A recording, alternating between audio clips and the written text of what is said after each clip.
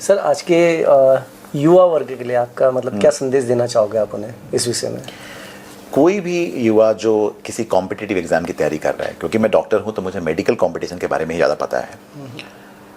मैं वापस से वही कहना चाहूँगा कि आप कितना घंटा पढ़ते हैं वो इम्पोर्टेंट नहीं है, आप कितने मन से पढ़ते हैं, कितने अच्छे से कॉन्सेप्ट समझ के पढ़ते हैं वो इम्पोर्टेंट है। कॉम्पिटिटिव एग्ज़ाम का मतलब ये होता है कि आपको अच्छा नहीं करना है, आपको बाकियों से भी ज़्यादा अच्छा करना है।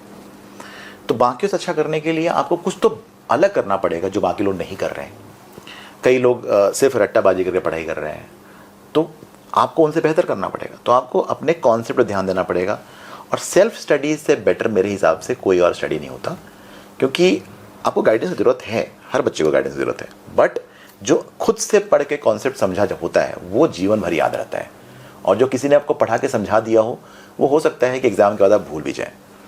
तो सेल्फ स्टडी का कोई और दूसरा विकल्प नहीं है। ज़रूर आप जिस सब्जेक्ट में कमज़ोर हैं या जहाँ आपको गाइडेंस चाहिए वहाँ पे आप एक्स्ट्रा ट्यूशन कोचिंग ले सकते हैं, पर जो मैं आजकल देख रहा हूँ बच्चे दिन भर कोचिंग में ही इतना वक्त बिता देते हैं कि खुद से पढ़ने के उनके पास कोई टाइम ही नहीं होता है। तो एक तो ये है। दूसरा, सोशल मीडिया अच्छी चीज़ है, लेकिन ये अपने आप में एक बहुत बड़ा आप कह सकते हैं डिस्ट्रैक्शन भी है। जो मैंने कहा, आपका ध्यान उधर की तरफ चला जाता है। तो एक कॉम्पिटिटिव एग्ज़ाम की तैयारी अगर आप कर रहे हैं तो आपको सोशल मीडिया से दूर, ना चाहते हुए दूर तो होना पड़ेगा, क्योंकि आपका बहुत सारा वक्त सोशल मीडिया पर चला जाता है। तो दूर रहना है उन चीज़ों से, और एक मतलब आपको जीवन शैली बहुत हेल्दी रखनी है। पौष्टिक आहार, थोड़ा सा व्यायाम, आराम भी बहुत ज़रूरी है। जितना काम जरूरी उतना ही आराम भी ज़रूरी है। आराम, अच्छी नींद से कॉम्प्रोमाइज़ नहीं कर सकते। मेरे पास कई बार स्टूडेंट आते हैं कि सर कल मेरा पेपर है, तो मुझे सोना ही नहीं है सर, आप कुछ बताइए कि सर मेरे को नींद ना है। मैंने कहा भाई देखो, ऐसा है, बिना सोए इंसान का दिमाग सही से काम नहीं करता है, और आपकी कोई भी एग्ज़ाम आपके दिमाग की ही एक तरह से टेस्ट है कि आपको क्या याद है, कैसे अपने कॉन्सेप्ट समझे।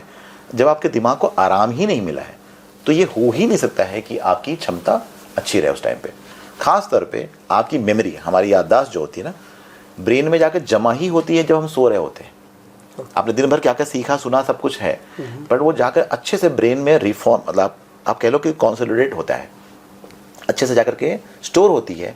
हमारे नींद के एक स्टेज होता है जिसको हम लोग बोलते हैं REM स्लीप, उस दौरान। तो अगर आप अच्छे से सो नहीं रहे तो आप कितना भी पढ़ लें, आपकी मेमोरी उतनी अच्छी नहीं रहेगी जितना कि आप 7-8 घंटे की नींद के बाद पढ़ रहे हैं।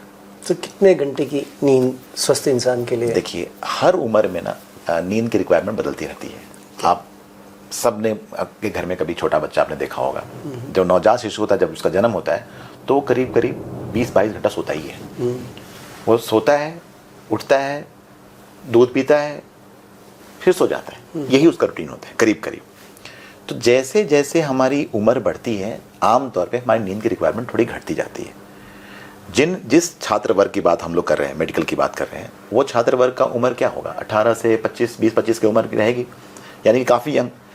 आमतौर पे यंग लोगों को ओल्ड लोगों की तुलना में ज़्यादा नींद की ज़रूरत पड़ती है। जैसे ओल्ड लोग होते हैं 60-65 साल के लोग, आमतौर पर आप देखेंगे जो बूढ़े लोग होते हैं हमारे परिवार के, वो कम सोते हैं। वो यूजुअली जल्दी उठ जाते हैं सुबह, क्योंकि उनको नींद की रिक्वायरमेंट भी कम होती है। तो और बच्चे को, किशोर अवस्था के बच्चे हैं या यंग एडल्ट जिनको बोलते हैं, 18-20 साल के लोगों को हम यंग एडल्ट बोलते हैं, उनको कम से कम 8 घंटे की ज़रूरत है। कई लोगों को ज़्यादा की ज़रूरत भी पड़ती है, 9-10 घंटे की ज़रूरत भी पड़ती है। तो 7 से 10 घंटे तक के बीच की नींद को हम लोग एवरेज मानते हैं यंग लोगों के लिए। इतने घंटे की नींद तो चाहिए ही चाहिए।